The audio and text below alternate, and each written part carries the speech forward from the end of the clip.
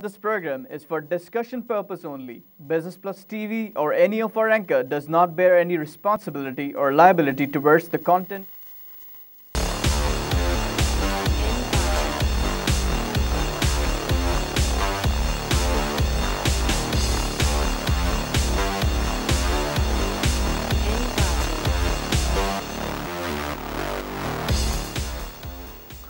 This is Business Plus broadcasting live from Karachi, Pakistan. You're watching Tips of the Trade. I'm your host Tariq Khan Javed.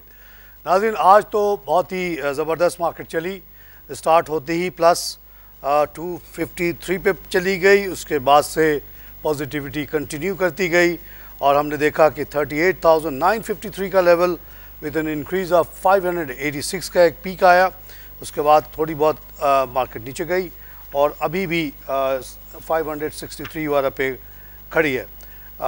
ये on top of 401 point इजाफा जो कल देखा गया, ये दोनों दिन को मिला के बहुत ज़बरदस्त आज इजाफा हो गया जनाब, और ये बड़ी खुशाइन बात है। इसके पीछे कल हमने दो वजूहात बताई थी, वो कंटिन्यू कर रही हैं। यूरोप अमेरिकन मार्केट, ये जापानीज़ मार्केट और हांगकॉन्ग की मार्केट तमाम आज पॉजिटिविटी दिखा रही हैं, और उसकी जो मेन वजह बताई जा रही है कि वो जो फियर्स थे ब्रिटेक्स के वो ख़त्म हुए, साथ साथ यूएस का जो जून का फिगर आया जॉब डाटा वो बहुत बेहतर था एक्सपेक्टेशन से। उससे लगा कि वो जो वीकनेसेस परसीव की जा रही थी इंटरनेशनल इकॉनमी में वो सही नहीं है, and things are better than what we were expecting. दूसरी जो फैक्टर हमें फवाद खान ने बेसिकली मुझे कल उसको हाईलाइट किया और आई एग्रीड विद हिम, वो ये है कि ये जो बीच में अनसर्टेनिटीज़ थी काफ़ी कि प्राइम मिनिस्टर की हेल्थ सही नहीं है, पता नहीं वो क्या होगा उनके साथ, आएंगे नहीं आएंगे, आएंगे भी तो क्या वो सेहतमंद होंगे काफ़ी कि वो काम कर सकें, तो वो सब चीज़ खासा जो थे वो गलत साबित हुए। माशाल्लाह he has return and he is a young man now with A cleaned and bypass होने के बाद आदमी जो है बड़ा सेहतमंद हो जाता है। वेस्ट में मजाक भी लोग करते हैं कि चलो आप दूसरी शादी कर लो, तो he is a fresh strong man now and all uncertainties are gone. वो जो लोग कह रहे थे कि ईद के बाद ये मूवमेंट चलेगी वो मूवमेंट चलेगी, वो सब कोई ख़ास बात नहीं है। इमरान खान साहब शादी वादी में बिज़ी हो गए, पीपल्स पार्टी ऑलरेडी अंदर से मिली हुई है, ऊपर से जो भी ये शो करते हैं, क्योंकि अगर ये एहतसाब ज़ोरदार होगा तो पीपल्स पार्टी भी बहुत बुरी तरह इम्पैक्ट होगी। जहाँ तक शेख रशीद और कादरी साहब का ताल्लुक़ है, दे आर नो एंटिटीज़, उनसे वरी करने की ज़रूरत नहीं है। So the market and the economy and the country will continue to do good, और हम इंतज़ार करते हैं अब कि ये मार्केट ऐसी चले थोड़ी दिन और 39 पे आके स्टेबलाइज हो जाए फॉर नेक्स्ट 1 और 2 months. I will be more than happy with that. आज की जो ख़बरें हैं उसमें एक तो ये कि इम्पोर्टेंट ख़बर क्या है आज की कि कैपको को डिसइन्वेस्टमेंट लिस्ट पे डाल दिया गया है, और दूसरी ख़बर यह है कि पाकिस्तान स्टील मिल जिसको गवर्नमेंट प्राइवेटाइज़ करना चाह रही है, वो अब गवर्नमेंट फॉरेन इन्वेस्टर को ढूंढ रही है, क्योंकि सिंध गवर्नमेंट ने इसको इस कंडीशन में लेने से इनकार कर दिया। तो प्राइवेटाइजेशन का प्रोसेस बढ़ेगा लगता है, ये कमिटमेंट हमारी है to the World Bank and IMF वगैरह, और ये PMLN के मंशूर का हिस्सा है। उनका ये कहना है कि जी government has nothing to do with the running of business. तो वो कहते हैं कि जो PIA हो और इस तरह के जितने इदारे हैं, 68 इदारे हैं जिसमें पोर्ट कासिम भी शामिल है, KPT भी शामिल है, इस्लामाबाद का कॉन्फ्रेंस हॉल भी शामिल है, तमाम के तमाम को वो बेचने पे उन्होंने प्लान किया हुआ है। IMF को लिस्ट दी हुई है, टाइमलाइंस है उसकी, उसमें नेशनल बैंक भी शामिल है, उसको भी प्राइवेटाइज़ करेंगे ये। तो ये सब प्रोसेस आस्ते आस्ते चल रहा है। बीच में पॉलिटिकल प्रेशर्स वगैरह की वजह से थोड़ी बहुत रुकावट आती है, लेकिन फिर वो आगे बढ़ते हैं। PIA के सिलसिले में एक ख़बर ये है कि जो एक नए MD अपॉइंट हुए हैं which who is a businessman, उन्होंने कहा है कि जी 1/3 स्टाफ की ज़रूरत है, 2/3 जो है बेकार लोग हैं उनको निकालना होगा। अब देखिए कि एक इंडिपेंडेंट माइंडेड बिजनेसमैन को वहाँ बैठाया गया, तो वह अंदर की सही बात बता रहा है, और यही PIA का होना है इस तरह से कंटिन्यू नहीं किया जा सकता कि जो पीपल्स पार्टी के जाले वाले बात करते हैं कि जी हमने जॉब दिला दी, जॉब दिला दी। जॉब वो होती है जिसकी वाकई एक ज़रूरत हो, ये नहीं कि आप जहाँ पे 3 आदमी की ज़रूरत है वहाँ पे आप 9 आदमी रख के कहें जी जॉब दिला दी। वो उस इदारे को तबाह करने के बराबर है। एक छोटी सी कश्ती में ज़्यादा लोग बैठ जाएंगे तो पूरी कश्ती ही बैठ जाएगी, वो जो 3 जॉब थी वो भी ख़त्म हो जाएगी। तो इस तरह से नहीं चलता रियल लाइफ में। जितनी जॉब हो सकती है उतनी हो सकती है। गवर्नमेंट को चाहिए कि अपने पॉलिसीज़ को सही करें ताकि बिजनेसेस बढ़ें। तो उस सिलसिले में बहुत सारी तजवीज़ हम लोग देते रहते हैं, कोई सुने ना सुने, बहरहाल हम अपना काम करते हैं। और जो ख़बरें हैं उसमें यह है कि फ़ॉरेन एक्सचेंज रिज़र्व जो हमारी है 23 बिलियन पे पहुंच गई है। और IMF project current account deficit at 1.8% of GDP for 2016-17। आइए एक लाइव कॉल से बात करें। अस्सलाम वालेकुम तारिक साहब। वालेकुम सलाम जनाब, कैसे हैं सर आप? मैं बड़ा खुश हूँ सर। आज ऑलमोस्ट 39,000 के बारे में बताएं और इफर्ट के हवाले से। हेलो, 65 रुपए में हमें कंपनी आवाज़ नहीं आ रही है आपकी जनाब। हमें 65 रुपए में एंग्रो फर्टिलाइजर शेयर दे रही है। एंग्रो फर्टिलाइजर हमें कंपनी दे रही है। आप ले लें क्योंकि अभी 66 रुपीज़ में 20% शेयर किसी पार्टी ने ली है।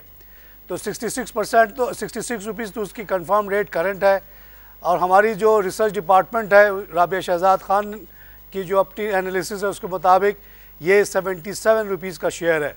और आज न कल ये इस लेवल पे जाएगा। आप 65 पे ज़रूर ले लें इसको।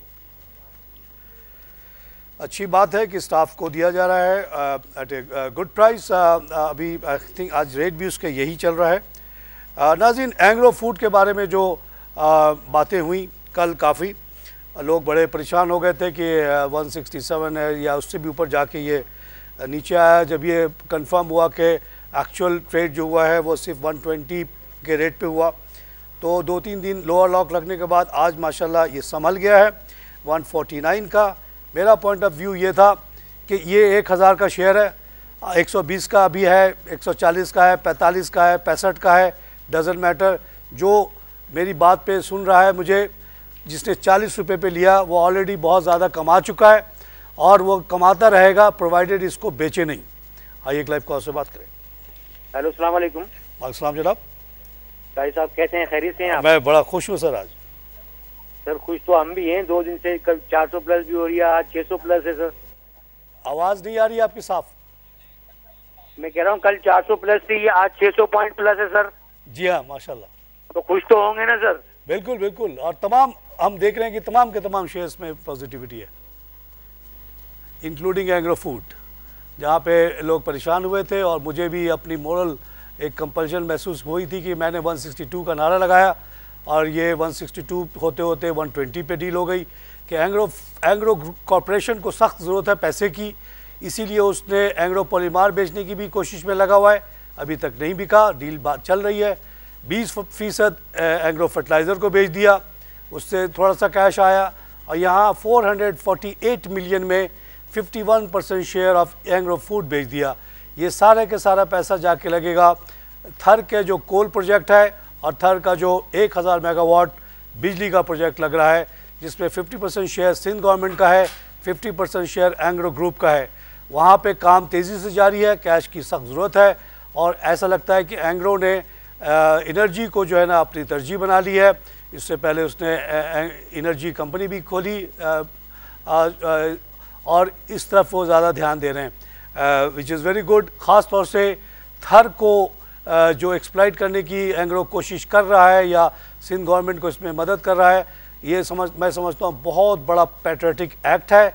We salute Engro for this, क्योंकि थर में कोल जो है 93 बिलियन टन पड़ा हुआ है, लेकिन वो 94 से लेके अब तक इस्तेमाल नहीं हो सका।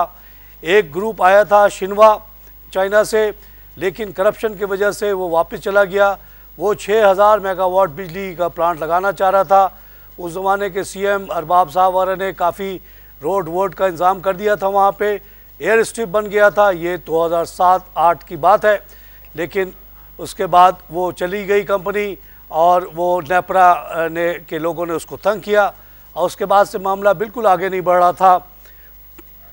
मुझे अच्छी तरह याद है कि 2009 के शुरू में एक कॉन्फ्रेंस बुलाई गई कार्ल्टन होटल में और जिसमें तमाम ओवरसीज़ पाकिस्तानीज़ को भी बुलाया गया।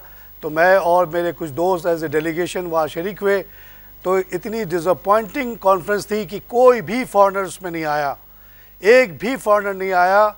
और वर्ल्ड बैंक का एक नुमाइंदा था, वो बेचारा इसकी फिजिबिलिटी वगैरह बताता रहा, लेकिन कोई इन्वेस्टर नहीं आया।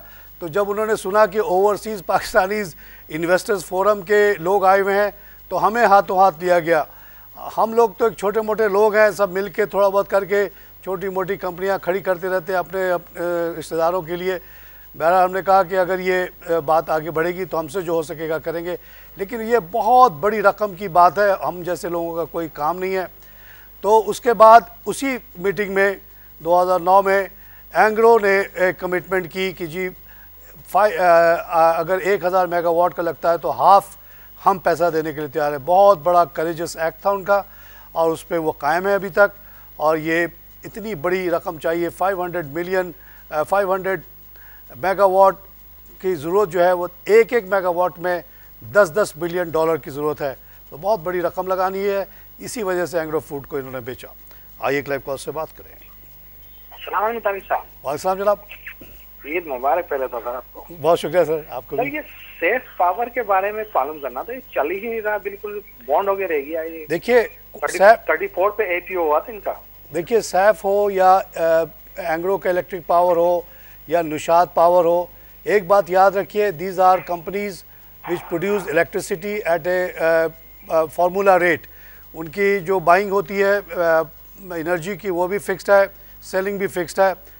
दुनिया भर में ये ऑब्जर्वेशन करके आ रहा हूँ कि इस तरह की कंपनी मल्टीपल ऑफ 3 पे आके रुक जाती है और क्योंकि उसको मज़ीद कैपिटल की ज़रूरत नहीं होती, वो जो कमाती है वो आम तौर से डिविडेंड की सूरत में दे देती है। इसलिए ये शेयर बढ़ते नहीं हैं, रुके रहते हैं। हर वो कंपनी, चाहे वो आदमजी हो या दूसरी कंपनी हो, जो कमाए वो बांट देगी, उसकी कीमत में इजाफा नहीं होना चाहिए इन थ्योरी, और नहीं होता। तो ये सैफ वगैरह जो है बहुत अच्छे शेयर्स हैं, किचन शेयर इसको हम कहते हैं।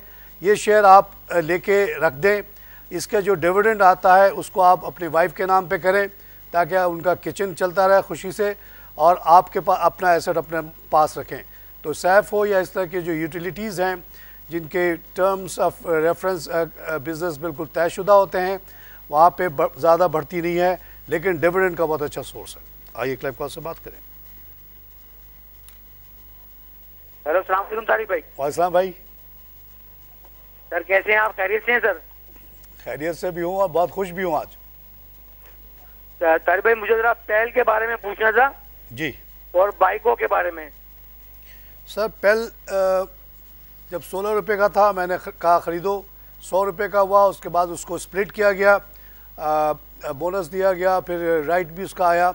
एक्सपेंशन के मोड में है। इस कंपनी को मैं बहुत पसंद करता हूँ, इसको बार बार दुआ देता हूँ, इसको भी देता हूँ, डॉलर्स को भी देता हूँ, सिंगर को भी देता हूँ। जो मेरी पाकिस्तानी कंपनीज़ हैं उनको दुआ देता हूँ कि अल्लाह उनके कारोबार को बढ़ाए, ये एक्सपोर्ट करें। तो पेल इज़ बीइंग डूइंग वेल, और आप इसको बिल्कुल ना बेचिएगा। बाइकों के बारे में शुरू से जब से मैं ये शोज़ कर रहा हूँ मेरी रिजर्वेशन रही, क्योंकि उसके CEOs को कई को जानता था मैं, और ये मुझे पता है कि एक छोटा सा यूनिट है, ये अनवायबल है। इन्होंने मार्केटिंग साइड पे जाने की कोशिश की, वहाँ भी ख़ास कामयाबी नहीं हुई। इसको मैं बहुत ज़्यादा पसंद नहीं करता हूँ।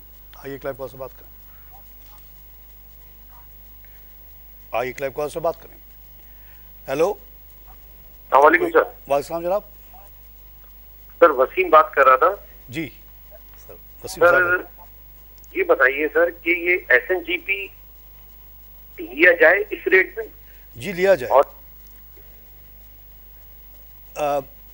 और देखिए मैं जो बात करता हूँ, मैं वो जो ट्रेडर वगैरह बात करते हैं कि आज इतने का है, कल 2 रुपये का बढ़ जाएगा, आप बेच देना, और किसी से मैंने सुना है इस्लामाबाद से फ़ोन आया, नहीं। मैं बेसिक इकोनॉमिक फंडामेंटल्स वाइबिलिटी के बेसिस पे बात करता हूँ। SNGP जो है सुई नॉर्दर्न गैस, उसके पास बहुत बड़ा इलाका है, लेकिन उसके पास बेचने के लिए गैस नहीं था अब तक। अब उसके पास गैस में इजाफा हो रहा है आफ्टर एलएनजी फेनोमेना। एक एलएनजी का पाइपलाइन कराची से लाहौर लेके जाया जा रहा है, वहाँ ये लिक्विड सूरत में पाइप जाएगा, वहाँ जाके लिक्विफाई होगा, वो गैस की सूरत में तब्दील होगा। तो ये पूरा का पूरा प्लांट जो पाइपलाइन है ये रशिया फाइनेंस कर रहा है 2 बिलियन, लेकिन पूरी इसकी मैनेजमेंट जो है एसएनजीपी के पास है, ये वही उसको ऑपरेट करेगा, सब कुछ करेगा। तो गैस की अवेलेबिलिटी बड़ी तेज़ी से बढ़ रही है पाकिस्तान में। ऑलरेडी एक एंग्रो का तो प्लांट चल ही रहा है, साथ साथ एक और प्लांट पोर्ट कासिम पे लगने जा रहा है, जो कि गवर्नमेंट ऑफ पाकिस्तान ने एक कंपनी फ्लोट की है वो बना रही है। तीसरा एक कह रहे हैं कि शायद गवादर में भी लगने वाला है, वहाँ से भी एक पाइपलाइन आने वाली है। तो ये इस वजह से इस तरह के जो सुई नॉर्दर्न गैस है उसका फ्यूचर बहुत अच्छा है। नॉर्दर्न एरियाज़ में जब गैस की अवेलेबिलिटी बढ़ जाएगी और लोड शेडिंग बिल्कुल ही ख़त्म हो जाएगा तो आपके मईशत को बहुत बड़ा बूस्ट मिल जाएगा। जी आई क्लाइव का से बात करें। हेलो अस्सलाम वालेकुम। वालेकुम जनाब। आरिफ साहब मैं सियालकोट से बात कर रहा हूँ। Welcome to show sir from Sialkot. Sir नाम क्या है? Thank you. वहीद अहमद खान बात कर रहा हूँ सियालकोट से। Welcome to show sir. Sir market 675 point plus है और बैंक अल्फला माइनस है, तो सर क्या वजह है? बैंक अल्फला भी मुसलसल इसी तरह चल रहा है। बैंक अल्फला आज माइनस में है। देखिए ये जो पाकिस्तान में बैंकिंग सिनेरियो ये है कि जो 5 बड़े बैंक हैं वो तो बड़े कामयाब हैं क्योंकि उनका बहुत बड़ा सेटअप, बहुत बड़ी डिपॉजिट। बाकी जो इतने मीडियम साइज़ के बैंक हैं उनमें काफ़ी स्ट्रगल रहता है, उनको सर्वाइव करना इतना आसान नहीं है। कुछ तो छोटे छोटे बैंक हैं उनको तो ख़त्म ही हो जाना चाहिए। तो इनमें आगे पीछे थोड़ा बहुत होता रहता है, इसकी मैं तहकीक करता हूँ कि क्यों। Otherwise bank Alfalah is a good bank, काफ़ी इनोवेटिव लोग हैं, एक्स BCCI के लोग चलाते हैं इसको, अभी बेस्ड ओनरशिप है इसकी। I will check it out कि क्यों ऐसा है। इंडिविजुअल केसेस में आगे पीछे हो सकता है, कोई स्पेसिफिक प्रॉब्लम आ सकता है। बैंक के बारे में वही साहब ये बताता चलूँ कि एक बुरा कर्जा अगर आप दे दें तो सारे साल की प्रॉफिट उड़ जाती है, और ये काम मैं 25 साल करता रहा हूँ तो मुझसे ज़्यादा अच्छा कोई नहीं जानता। बैंक्स आर वेरी वल्नरेबल, 2-3 गलत फैसले किए और बैंक ख़त्म। आइए क्लाइव कॉल से बात करें। हेलो अस्सलामुअलैकुम। वालेकुम सलाम। तारिक भाई मैं खदीजा इकबाल बोल रही हूँ। Iqbal welcome to show miss. आप कैसे हैं? मैं बहुत खुश हूँ आज। अल्हम्दुलिल्लाह। तारिक भाई मुझे ये पूछना था कि मेरे पास फौजी सीमेंट है जी, और पिकेट ग्रोथ फंड भी है, तो आप समझते हैं कि मैं पिकेट ग्रोथ फंड सेल करके मैं मजीद फौजी सीमेंट ले लूँ? देखिए पिकेट एक कंपनी थी बहुत पुरानी, ये था इंडस्ट्रियल डेवलपमेंट कंपनी, और जब उन्होंने फैसला किया कि पिकिक कमर्शियल बैंक बनाया जाए तो दुनिया भर के बड़े बड़े अखबारात में इश्तहार दिया गया कि वेरी हाई कैलिबर बैंकर की ज़रूरत है। तो एक कंसल्टेंट ने मेरा नाम भी डाल दिया उसके अंदर, और मैं आया इंटरव्यू देने के लिए, और इंटरव्यू में पास भी हो गया। प्रेसिडेंट की पोजीशन थी, लेकिन मुझे जो सैलरी ऑफ़र हुई वो थी सिर्फ 23,000 रुपये और एक सुजुकी गाड़ी। और मुझे कहा गया कि आपको रिपोर्ट करना है डिप्टी सेक्रेटरी को, जो कि आप शायद 20 के होंगे तो वो 21 का है। और मैंने कहा सर मुझे तो 5-5.5 लाख रुपए कैश मिलते हैं प्लस और फैसिलिटीज़ है, तो मैं पेट्रोटिज़म अपनी जगह पे, लेकिन I can not accept this, can't you increase. कहते जी कैसे आप डिप्टी सेक्रेटरी से ज़्यादा कैसे लेंगे। तो ये पिकी की कहानी है। पिकी कमर्शियल बना और उसके बाद से ये NIB ने इसको ले लिया, लेकिन ये फ़ंड अभी तक चल रहा है। सुना है कि बुरा नहीं है ये फ़ंड, लेकिन ये कब तक ऐसे ही चलेगा पता नहीं। I am sure it is owned by NIB indirectly. जहाँ तक फौजी सीमेंट का ताल्लुक़ है, फौजी सीमेंट 6-7 रुपये का था जब से कहना शुरू किया कि ले लो, क्योंकि छोटे छोटे सीमेंट कंपनीज़ भी मैं उसको बड़ा वर्थ वाइल समझता हूँ। तो ये 45 तक गया, और उसके बाद ये वो साइलो का मसला हुआ, गिर गया, उसके बाद ये गिर गया था नीचे। तो मैं तो लोगों से कहता रहा कि आप जो बेच रहा बेचने दें, आप ना बेचें। आज माशाल्लाह 95 पैसे बढ़ा हुआ है, 37.5। मेरी तजवीज़ होगी कि आप इसको चाहे बेच के लें या वैसे लें, ज़्यादा से ज़्यादा ले सकती ले लें। उसका लाइन 1 पहले से मेंटेनेंस के लिए बंद था, लाइन 2 गिरने की वजह से बंद हुआ। It's just a matter of 1 और 2 month the production will be on and then it will continue to rise to 45. आइए लाइव कॉल से बात करें। हेलो हेलो, अस्सलाम वालेकुम। वालेकुम जनाब। तारिक भाई, अशरफ बात कर रहा हूँ फेडरल बी एरिया से। अशरफ साहब, welcome Ashraf sir. Thank you sir. आप कैसे हैं? ठीक है सर। जी मैं बिल्कुल खुश हूँ आज। सर आपसे ये मालूम करना था, मेरे पास नेटसोल, हेस्कॉल और HBL है। हेस्कॉल और रखूं या निकाल दूं? हेस्कॉल के बाद नेटसोल। अच्छा। HBL, ये तीनों अच्छे हैं जी। इस वक्त HBL इमर्जिंग मार्केट में शामिल होने वाला है, तो इसका फ्यूचर बहुत अच्छा है। Netsol also has been doing well recently. Hascol के बारे में ये है कि जब से विटॉल इनका पार्टनर हुआ है, थिंग्स आर इम्प्रूविंग, और विटॉल का ऐसा लगता है कि बहुत बड़ा विजन है पाकिस्तान के बारे में। उसने अभी हेस्कॉल के साथ मिलकर बहुत बड़ा एक स्टोरेज टैंक बनाने की शुरुआत की है पोर्ट कासिम में, एंड वो पूरे पंजाब वगैरह में बड़े बड़े अपने सेंटर्स बना रहे हैं।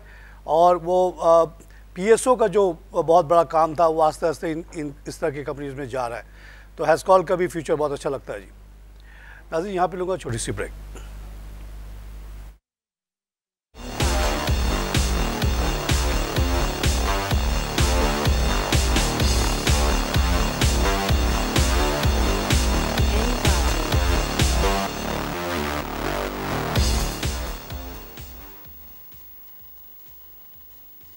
Welcome back to tips of the trade. नाज़रीन, 2-3 खबरें हैं जिसको डिस्कस करना ज़रूरी है। एक तो यह है कि power distribution firms board from recovering 145 billion from consumers. ये पिछले सालों के लॉस जो होता है, सिस्टम लॉस, उसकी एडजस्टमेंट के मद में ये मांग रहे थे, लेकिन नेपरा ने इनको मना कर दिया है कि आपको नहीं मिलेगा पिछले सालों का। दूसरी जो अच्छी खबर है वो ये है कि गवर्नमेंट ने इलेक्ट्रिसिटी का जो रेट है एग्रीकल्चर के लिए, I think it mainly involves Punjab, वहाँ पे 3.5 रुपये की कमी कर दी है, और ये एक वेलकम थिंग है। लेकिन अभी भी इंडिया में जिस रेट से बिजली दी जा रही है किसानों को, उससे हमारे यहाँ अभी भी बहुत ज़्यादा रेट है। सिंध में शायद 10.5 रुपये और पंजाब में इस वक्त 8 रुपये का मिल रहा है। अगर ये 3.5 रुपये कम भी हो जाए तो इंडिया के 5 रुपीज़ के रेट को हम कम्पीट नहीं कर सकते। हमारे एग्रीकल्चरिस्ट जो हैं बहुत तकलीफ़ में हैं, क्योंकि गवर्नमेंट के गलत पॉलिसीज़ ने उनके cost of doing business, cost of production को बढ़ा दिया। यूरिया इंडिया में विद द हेल्प ऑफ 200 और 300 रुपीज़ सब्सिडी 500 रुपये का मिलता है किसानों को। हमारे यहाँ 1850 का मिलता था। हम लोग शोर मचाते रहे और हम ऑन बिहाफ ऑफ एग्रीकल्चरिस्ट, लेकिन एग्रीकल्चरिस्ट की जो लॉबी है वो माशाल्लाह स्ट्रॉन्ग है, और गवर्नमेंट को उस पर कुछ ना कुछ करना पड़ा। पहले 60 रुपये कमी की बात की गई, अब 390 रुपये कम कर दिया गया। लेकिन हम ये कहते हैं कि ये जो 1850 में बिकता था उसमें 700 रुपये गवर्नमेंट का टैक्स था, बाकी एक्स्ट्रा प्रॉफिट था फर्टिलाइज़र कंपनीज़ का। बाहर की दुनिया में 700-800 रुपये का सीमेंट यूरिया मिलता है, जो यहाँ 1850 का बिक रहा था। अभी 390 कम होने के बावजूद 310 रुपये अभी भी गवर्नमेंट टैक्स लेती रहेगी, और किससे लेगी? गरीब किसान से लेगी। उसके बाद रह के किसान पैकेज देगी और कहेगी ताली बजाओ, नारे लगाओ हमारे फेवर में। भाई क्यों ले रहे हो तुम 700 रुपये इससे? और बिजली को इतना महंगा क्यों किया हुआ? जब कोयला सस्ता हो गया, गैस सस्ता हो गया, तेल सस्ता हो गया, तो सब की कॉस्ट भी तो नीचे आ गई बिजली बनाने की। क्यों अभी तक आप इतना ज़्यादा रेट ले रहे हैं? एग्रीकल्चरिस्ट से भी और हम लोगों से भी, सबको आप रिलीफ दें। आइए एक लाइव कॉल से बात करें। हेलो, अस्सलाम वालेकुम। वालेकुम सलाम। हाँ सर साहब, जावेद बात कर रहा हूँ। ये पूछ रहा था कि ई फूड का क्या फ्यूचर है, और ये अपना SNGP ये मेरे पास है, इसको निकाल दूं या रखना चाहिए? नहीं, बिल्कुल ना निकालें, ये बहुत बढ़ेगा जी। क्योंकि ई फूड आज नहीं, जब 40 रुपये का था मैं कहता था कि 1000 का शेयर है, माशाल्लाह आज 148 का है। तो मेरी प्रेडिक्शन देखिए कैसे सही हो रही है, नहीं हो रही है। जब ये मार्केट 10,000 की थी, मैंने बेट किया था कि ये 50,000 की मार्केट है। सब कहते थे ये नीचे जाएगा, मैं कहना 50,000 पे जाएगा। आज 39 के करीब खड़ी है। तो देखिए मेरी बात इंशाल्लाह सही होगी। ई फूड बेचिएगा नहीं अब, वो जो 2 दिन गिरी थी उसके बाद अब रुक गया आज। और ये भले देखिए बल्क में जो चीज़ बिकती है, आपको भी पता है कि अगर आप होलसेल में कोई चीज़ लें तो आप सस्ती ले सकते हैं। इसका मतलब ये नहीं कि उसका रिटेल प्राइस भी 120 हो गया। इसका रिटेल प्राइस शायद 150 है, तभी ये 148 पे आकर रुक गया ये। स्पेशल डील जो होती है, स्पेशल टर्म्स होते हैं उसके। एंग्रो ग्रुप को बहुत सख्त पैसे की ज़रूरत है एनर्जी प्रोजेक्ट के लिए, और उसको 448 मिला, उसने पकड़ लिया। उसको पैसे हर हाल में चाहिए थे। तो इसका मतलब नहीं कि एग्रो फूड का फ्यूचर ख़त्म हो गया।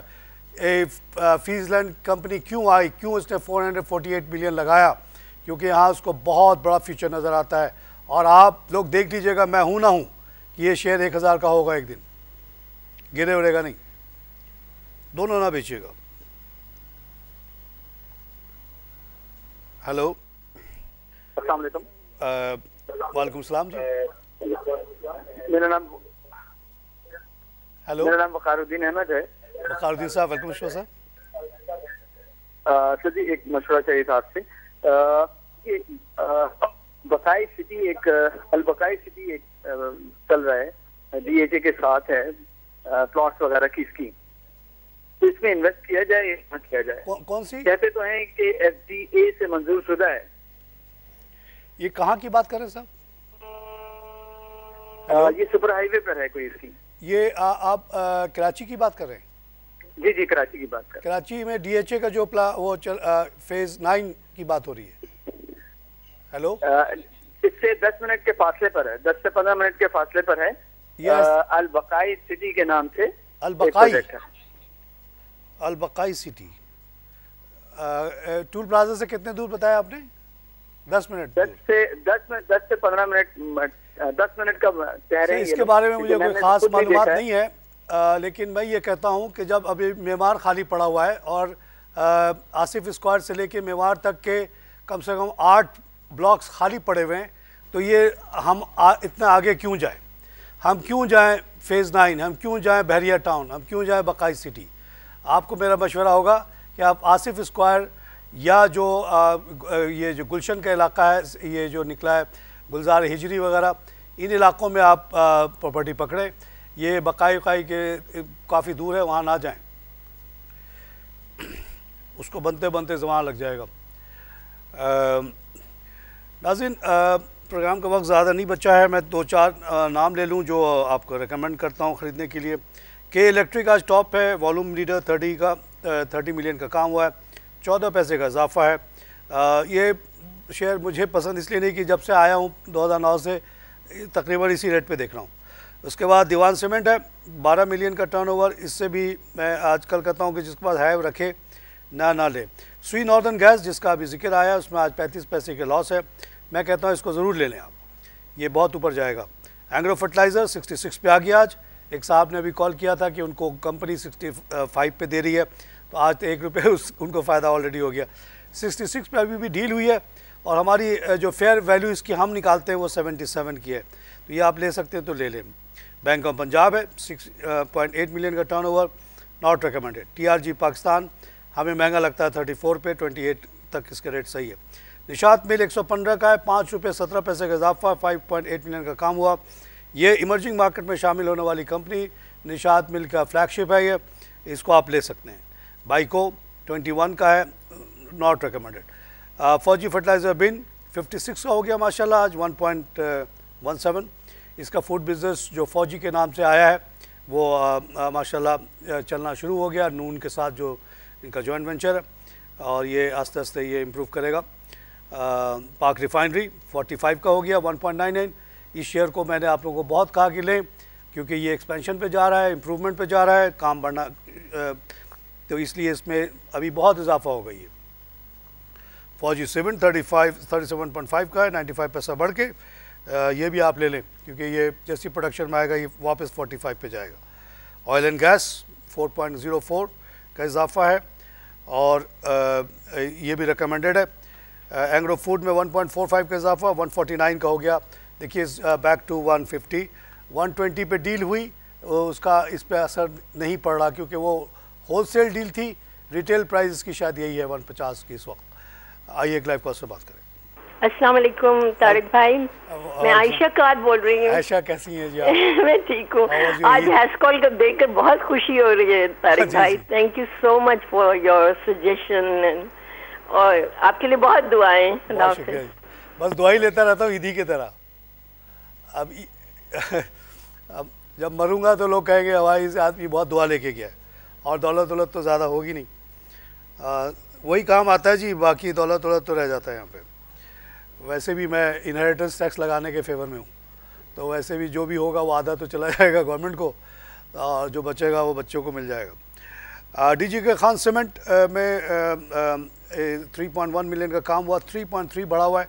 इसको भी मौका है, they are trying to get into the lower cap of emerging market, और सीमेंट जनरली बहुत अच्छा कर रहा है। उसकी एक वजह तो ये भी है कि गवर्नमेंट के साथ मिल के सीमेंट कंपनीज़ ने एक कार्टेल बनाया हुआ है, और गवर्नमेंट के लोगों को रिश्वत देते रहते ये, और इस तरह से ये अभी और टैक्स लग रहा है। उससे पहले 500 रुपये का सीमेंट बेचते थे, जबकि पूरे दुनिया में सीमेंट की कीमत घट के हो गई है 350। उसकी वजह हुई कि जो main cost of making cement है वो कोल है। कोल की कीमत $320 से घट के $60 हो गई, तो उसी हिसाब से इसको कम होना चाहिए था, लेकिन हुआ नहीं, और वो पैसे उसे खिला के खूब दबा के पैसे कमा रहे हैं। तो चाहे वो FFC हो, FCCL हो या डीजी हो, सबके बारे नहीं आ रहे हैं, और एज ए शेयर होल्डर आप लोगों के बारे नहीं आ रहे हैं। गरीब आदमी, आम आदमी, वी डोंट, हु केयर्स? ईदी के बाद कोई केयर नहीं करता आम लोगों की। ये हुक्मरान वाला सब पैसा कमा के बाहर भेज रहे हैं। कोट अद्दू की खबर आ गई कि जी उसको प्राइवेटाइज़ किया जाएगा, उसमें 59 पैसे का इजाफा हुआ, 92.5। ये 1800 मेगावाट का प्लांट है, और इसकी शेयर की वैल्यू हमेशा हपको से ज़्यादा होती थी। हपको 1200 का प्लांट है। ये दो आखिरी बड़े बड़े प्लांट लगे, उसके बाद नवाज शरीफ साहब ने बेतहात तकलीफ़ दी हम लोगों को और बहुत तंग किया। उसके बाद से कोई बड़े प्लांट लगा नहीं इन दोज पीरियड्स। तो अब ये प्राइवेटाइज़ हो रहा है। 40% शेयर जो गवर्नमेंट का वो बेचने वाले हैं। ये मैं समझता हूँ इसको बढ़ना चाहिए। With privatisation all things will get better also. पाक पेट्रोलियम में 7 रुपीज़ का इजाफा है 168 का। उसकी वजह ये कि बहुत बड़ी डिस्कवरी की है KP में मोल ने, और जिसका वो जगह की मालिकत जो है पाक पेट्रोलियम को है। पाक इलेक्ट्रॉन अदर लिस्ट में है, 2.9 मिलियन का काम, 23 पैसे बढ़ा हुआ है 65। इस शेयर को लॉन्ग टर्म के लिए मैं रिकमेंड करता हूँ। हबको भी 2.7 बढ़ा हुआ है 126 का, इसको भी रिकमेंड करता हूँ। बल्क इंटरनेशनल टर्मिनल 32-36 पे 2.6 का काम है, इसको रिकमेंड करता हूँ। पायनियर सीमेंट को रिकमेंड करता हूँ, 4.27 का इजाफा इसमें। हाईटेक लैब 63.5 का हो गया जनाब, 2.4 बढ़ के, इसको भी रिकमेंड करता हूँ। Engro corporation 339 recommended. Habib bank 201 recommended. Maple Leaf Cement 107 recommended. Hascol 215 जिसका अभी आयशा कैथ जिक्र कर रही थी। ये देखिए, जब मैंने कहा था कि 184 का होगा तो लोग हंसते थे, आके मेरे घर पे लोगों ने लड़ाई की थी कि आपने ये 140 के शेयर को 184 क्यों कहा। मैंने कहा इसलिए कहा कि विटॉल ने कहा मुझे, और विटॉल अब और आगे देख रहा है पाकिस्तान को, तो 184 वाज नॉट द एंड। तो आज देख लीजिए कहाँ पहुँचा। ये MCB 226 का हो गया, ये भी 4.13 बढ़ा हुआ है। ये भी इमर्जिंग मार्केट का शेयर है, और ये पहले 250 का होता था, गिर गया था, अब वापस अपने लेवल पे जा रहा है, और इंशाल्लाह this bank will continue to do well. इसी के साथ प्रोग्राम ख़त्म करूँगा। खुदा हाफिज़।